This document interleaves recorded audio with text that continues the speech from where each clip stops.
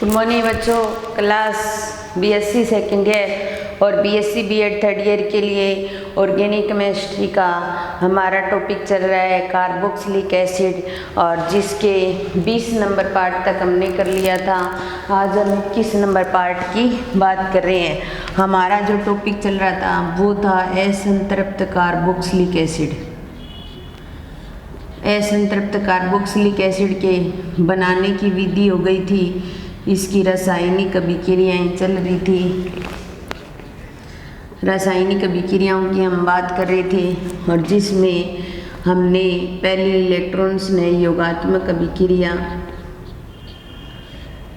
की थी, दूसरा द्विबंध विस्थापन, और तीसरी और लास्ट रिएक्शन इसकी आती है लैक्टोन निर्माण। क्या आती है? लैक्टोन निर्माण। ये एक रिएक्शन रह गई थी हमारी लास्ट वीडियो के अंदर। अब देखिए, असंतृप्त कार्बोक्सिलिक अम्ल की इलेक्ट्रॉन्स ने योगात्मक अभिक्रिया एंटी मार्कोनिकोव के अनुसार द्विबंध का विस्थापन, और उसके बाद में आता है लैक्टोन का निर्माण। अगर हमारे पास में असंतृप्त अम्ल होते हैं और अगर माध्यम हमारे पास क्या हो, अम्लीय हो, तो आसानी से असंतृप्त अम्ल क्या कर सकते हैं? लैक्टोन का निर्माण कर सकते हैं। हमारे पास COOH CH2 CH2 CH double bond CH2, ये alpha beta gamma delta alpha delta असंतृप्त अम्ल है हमारे पास। और इसकी रिएक्शन अम्लीय माध्यम में करवाएंगे तो H पॉजिटिव के साथ करवाते हैं हम।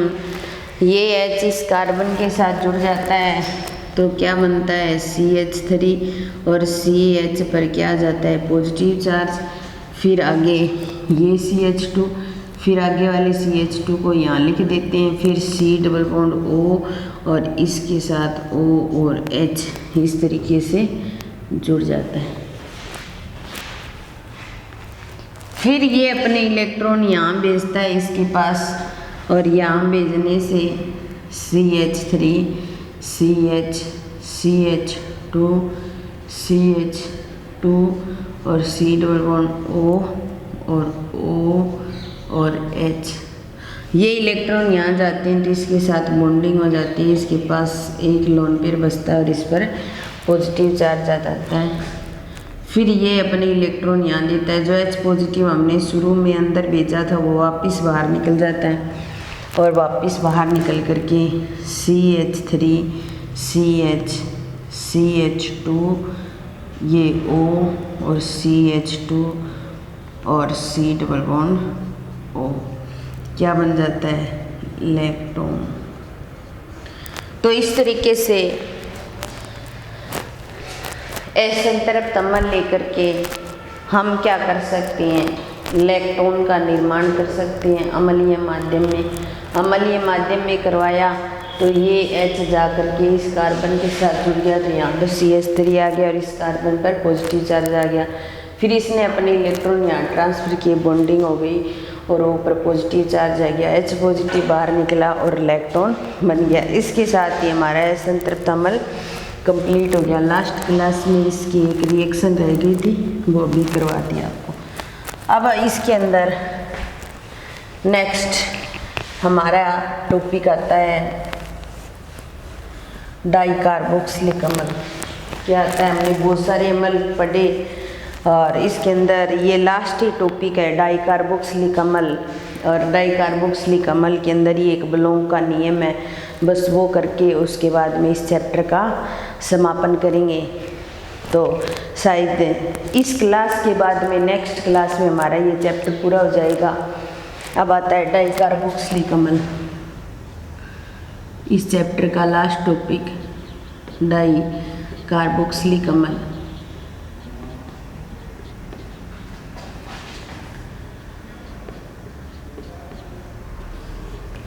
डाइकार्बोक्सिलिक अम्ल सिर्फ अम्ल अम्ल है, अम्ल के लिए क्या लगाते हैं, COOH कार्बोक्सिलिक समूह लगाते हैं। डाई कार्बोक्सिलिक अम्ल आ गया, मतलब ऐसे कंपाउंड जिनके अंदर 2 कार्बोक्सिलिक समूह होंगे वो डाई कार्बोक्सिलिक अम्ल हो जाएगा। बहुत सारे होते हैं इसके अंदर। सबसे पहले COOH और COOH, इसको बोला जाता है ऑक्जेलिक अम्ल।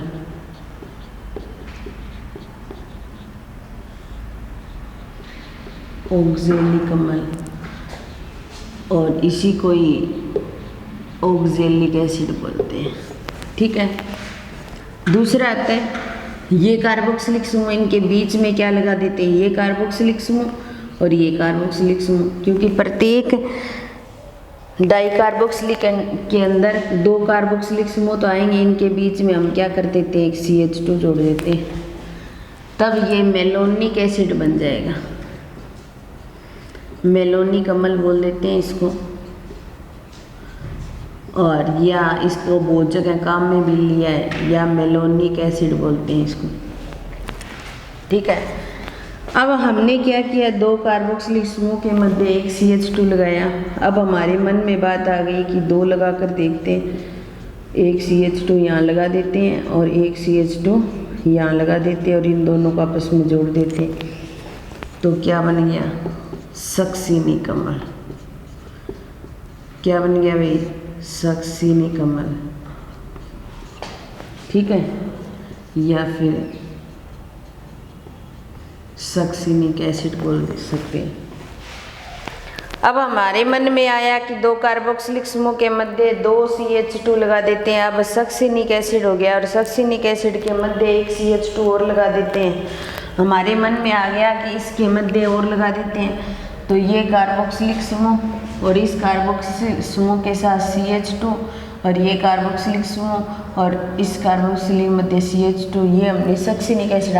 हम ये बॉन्ड तोड़ करके यहाँ एक CH2 और लगा देते हैं दोनों के बीच में, तो क्या बन जाएगा, ग्लूटारिक अम्ल। ग्लूटारिक अम्ल। ठीक है। नंबर 5, अब देखिए हमने ये सक्सिनिक एसिड लिखा था इस तरीके से,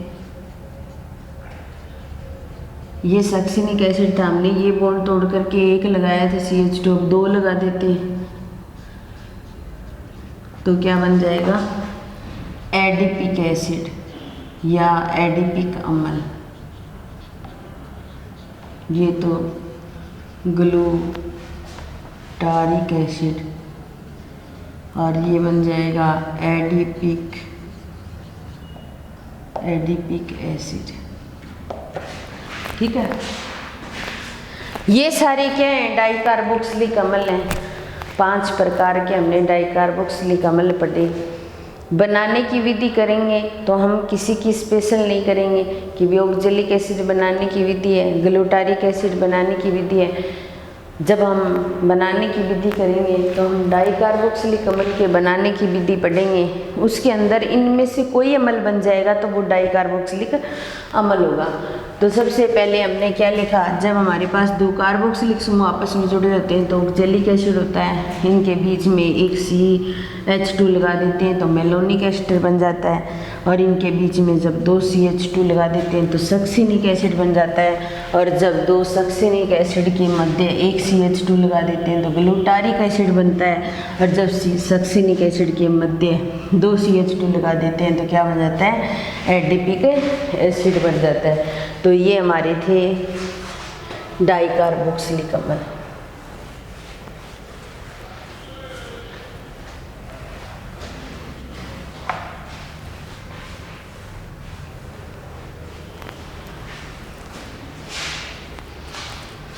अब आती है बनाने की विधियाँ, डाई कार्बोक्सिलिक अम्ल के बनाने की विधियाँ। पहली विधि आती है साइनाइड संश्लेषण से।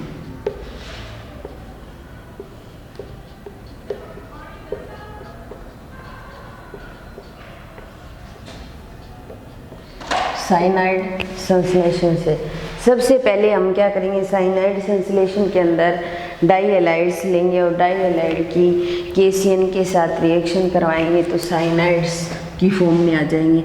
तो CH2Br और CH2Br, और यहाँ पे 2KCN के साथ रिएक्शन करवाएंगे तो यहाँ से 2K और दोनों Br 2KBr के रूप में बाहर निकल जाएंगे, और CH2 के साथ क्या जुड़ जाएगा, CN, और इधर भी CH2 के साथ CN जुड़ जाएगा। फिर इनका जल अपघटन करेंगे।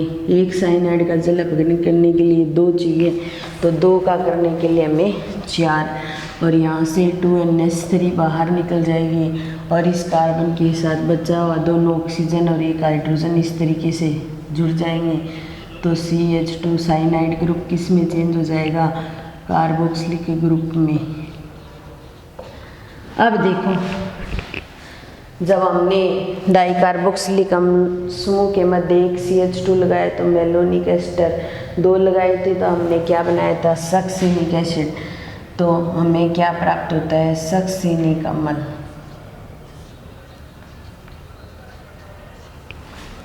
तो इस तरीके से साइनाइड संश्लेषण के द्वारा यहाँ पर क्या लिए हमने, डाई हैलाइड्स लिए, और डाई हैलाइड्स की KCN के साथ रिएक्शन करवाई, दोनों के साथ CN ग्रुप जुड़ गया, Br के साथ बाहर निकल गया, जल अपघटन करवाया, तो सक्सिनिक अम्ल हमें प्राप्त हो गए।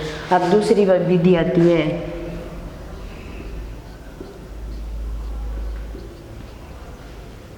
क्रम ब्राउन बेवाकर की विद्युत विश्लेषण विधि।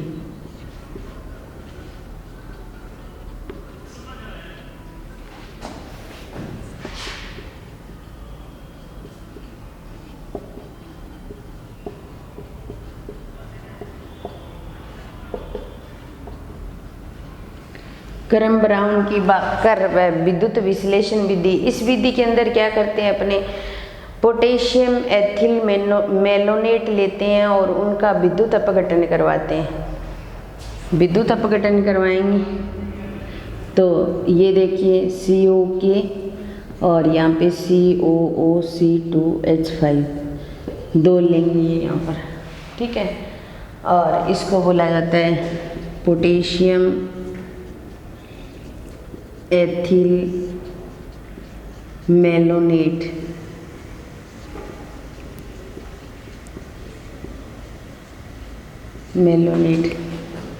इसका क्या करवाएंगे, विद्युत विश्लेषण करवाएंगे या विद्युत अपघटन करवाएंगे। विद्युत अपघटन करवाते हैं तो यहाँ 2K पॉजिटिव बाहर निकल जाता है, और यहाँ पे हमें CH2CO नेगेटिव और COOC2H5 ये प्राप्त होता है। ये तो हमें एनोड पर प्राप्त होता है और ये हमें कैथोड पर प्राप्त होता है। एनोड वाला वापस लेंगे। एनोड पर रिएक्शन होती है, सबसे पहले CH2COO नेगेटिव मतलब उसके पास 2 इलेक्ट्रॉन है, COC2H5 ये 2 लिए हुए हमने। एक से एक इलेक्ट्रॉन निकालेंगे, तो एक नेगेटिव चार्ज है, इसका मतलब 2 इलेक्ट्रॉन, एक से एक निकाल देंगे तो क्या बच जाएंगे, एक फ्री रेडिकल फॉर्म में आ जाएंगे ना। तो जैसे देखिए, एक से एक निकालेंगे, दोनों से कितने निकल जाएंगे, 2, ठीक है। फिर आ जाएगा CH2COO फ्री रेडिकल और COC2H5। फिर यहाँ पर क्या करवाएंगे, बी कार्बोक्सिलीकरण करवाएंगे, और बी कार्बोक्सिलीकरण करवाते हैं तो यहाँ से CO2 बाहर निकलती है, तो 2CO2 बाहर निकल जाएगी, ठीक है। और अब CH2COC2H5 ये फ्री रेडिकल कहाँ जाएगा, यहाँ।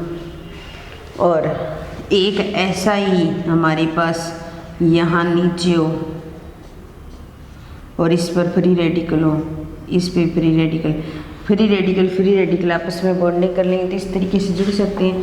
तो नेक्स्ट स्टेप हमारा ये हो जाएगा, दोनों फ्री रेडिकल आपस में रिएक्शन करके इस तरीके से जुड़ गए।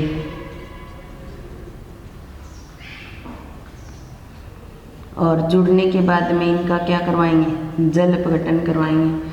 जल अपघटन करवाएंगे तो यहाँ से C2H5OH बाहर निकल जाएंगे, 2H2 के साथ करवाएंगे तो क्या बन जाएगा, CH2COOH और CH2COOH और इसको बोलेंगे सक्सेनी कमल।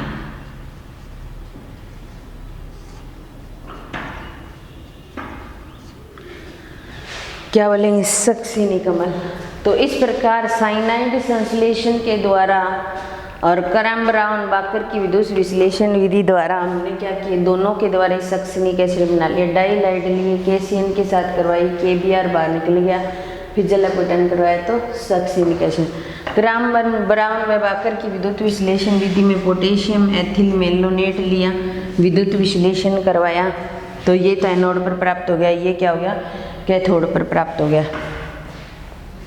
एनोड पर क्या होता है, CH2CO नेगेटिव, CO C2H5 क्या करते हैं, एक से एक इलेक्ट्रॉन निकलेगा तो दोनों से दो इलेक्ट्रॉन निकल जाएंगे और दो इलेक्ट्रॉन इनके पास रह जाएंगे तो ये फ्री रेडिकल फॉर्म में आ जाएंगे। फिर बी कार्बोक्सिलीकरण करवाएंगे तो एक से एक CO2 निकलेगी तो दो से दो CO2 निकल जाएंगे, दोनों फ्री रेडिकल फॉर्म में आ गए और दोनों फ्री रेडिकल फॉर्म में आ गए तो इसका फ्री रेडिकल आपस में रिएक्शन कराएंगे तो ये दोनों जुड़ जाएंगे और जब इसका जल अपघटन करवाते हैं तो C2H5OH बाहर निकल जाता है और ये किस में कन्वर्ट हो जाता है, सक्सेनिक एसिड में। तो इस तरीके से सक्सेनिक एसिड बनाया जा सकता है जो एक डाइकार्बोक्सिलिक एसिड है।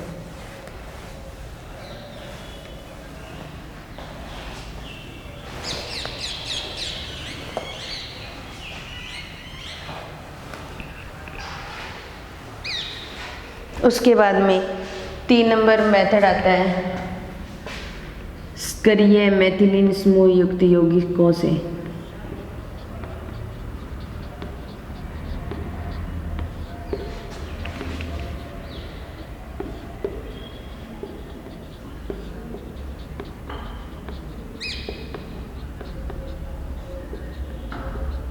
स्करिय मेथिलीन समूह युक्त यौगिकों से और इसमें पहला हम लेते हैं aceto acetic ester, aceto acetic ester.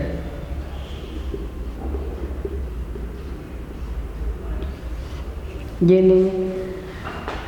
Aceto acetic ester को कैसे लिखते हैं हम, CH3 C double bond O CH2 COOC2H5, ये होता है एसीटो एसिटिक एस्टर। ठीक है, इसकी रिएक्शन कराएंगे C2H5O Na के साथ, ये पॉजिटिव है ये नेगेटिव, तो यहाँ से एक हाइड्रोजन और इसके साथ जुड़ जाएगा तो C2H5OH के साथ बाहर निकल जाएंगे। ठीक है, और ये CH3 C double bond O और CH और CO C2H5, इस पे नेगेटिव और इसके साथ Na जुड़ गया, ये क्या बना रहा है, पॉजिटिव आयनिक बॉन्ड बन रहा है। ये दो लेंगे, यहाँ पर भी दो है। ठीक है, फिर हम इसकी I2 के साथ रिएक्शन करवाएंगे तो एक से Na और दूसरे से NaI या 2NaI के रूप में बाहर निकल जाएंगे। ये CH ऐसे ही दूसरे कंपाउंड के साथ क्या करेगा, बॉन्डिंग कर लेगा तो CH3 C double bond O और CH और COOC2H5, दो हैं तो दोनों को अलग अलग लिख देते हैं अपने, ऐसे। और ये CH2 के साथ इस तरीके से जुड़ जाएगा। फिर अपने क्या करवाएंगे, जल अपघटन करवाएंगे।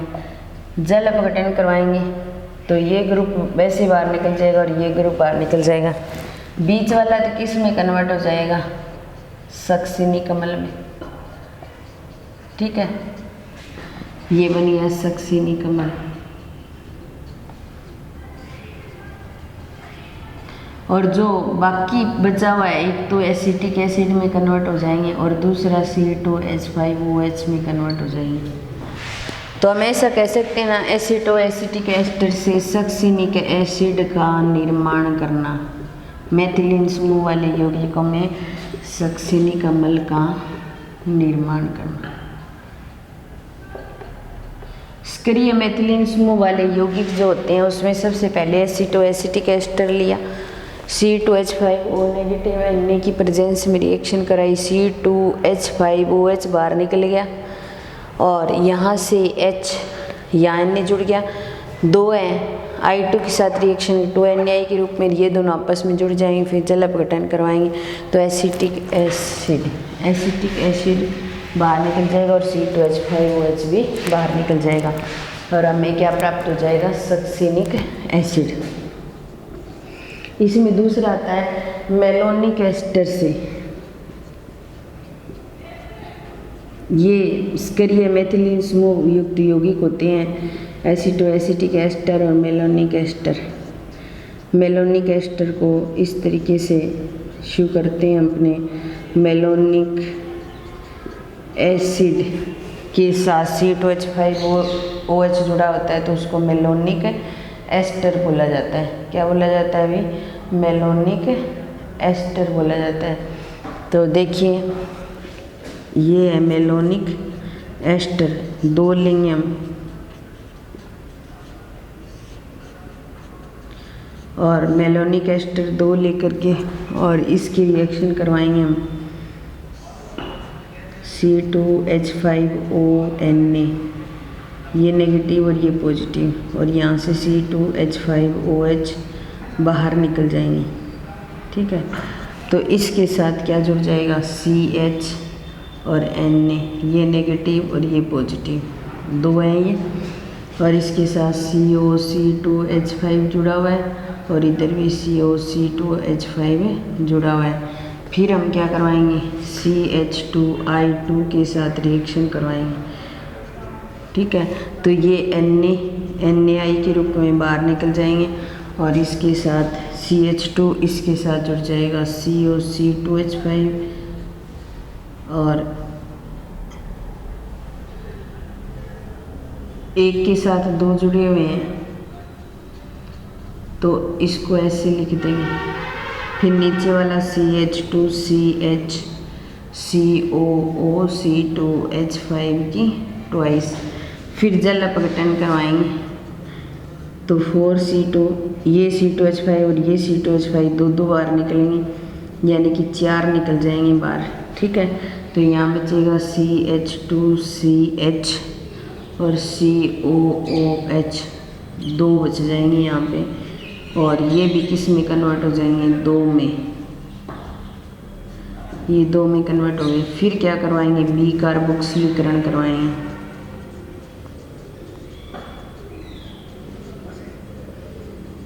तो 2 CO2 बाहर निकल जाएगी।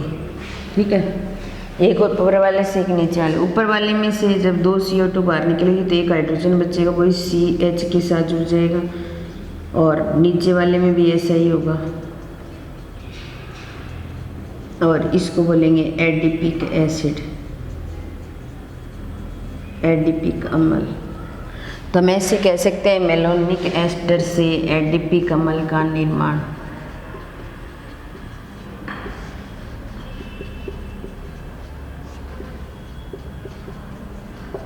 तो मेथिलीन समूह युक्त यौगिकों से पहला एसिटो एसिटिक एस्टर से सक्सिनिक एसिड बनाया, दूसरे के अंदर हमने मेलोनिक एस्टर से एडिपिक एस्टर, मेलोनिक एस्टर ले लिया, C2H5ONA के साथ रिएक्शन कराएंगे तो C2H5OH बाहर निकल जाए, Na इसके साथ जुड़ जाएगा, CH2I2 के साथ रिएक्शन करवाएंगे तो यहाँ से Na बाहर निकल जाएगा, CH2 इनके साथ जुड़ जाएंगे, फिर इसका जल अपघटन करवाएंगे तो C2H5OH बाहर निकल जाएंगे और ये कार्बोक्सिलिक समूह में कन्वर्ट हो जाएंगे। 2 कार्बोक्सिलिक समूह जुड़े हुए हैं, एक कार्बोक्सिलिक समूह से एक CO2 बाहर निकल जाएगी और हाइड्रोजन के साथ वो CH का एक हाइड्रोजन है उसके स्थान पर 2 हाइड्रोजन आ जाएंगे और इस प्रकार क्या बन जाएगा, एडिपिक अम्ल। बाकी नेक्स्ट क्लास में करेंगे। धन्यवाद।